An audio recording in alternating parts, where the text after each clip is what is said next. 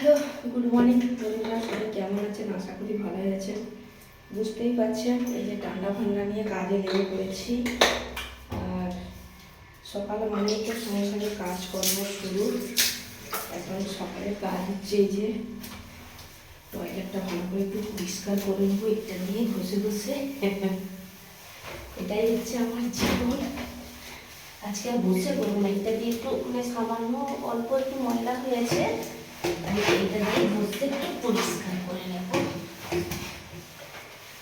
আর নোংরা তো দেখতে পারি না বন্ধুরা, তাই যতই শরীর খারাপ হোক না কেন সংসারে কাজকর্ম করি।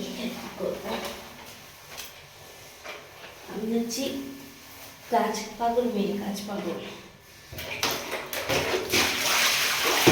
এটা দেখতে বসে গেলাম, আমরা পরিষ্কার হয়ে যায়। এবারে ঘর মুছবো, কাচাকুচি করবো, করবো।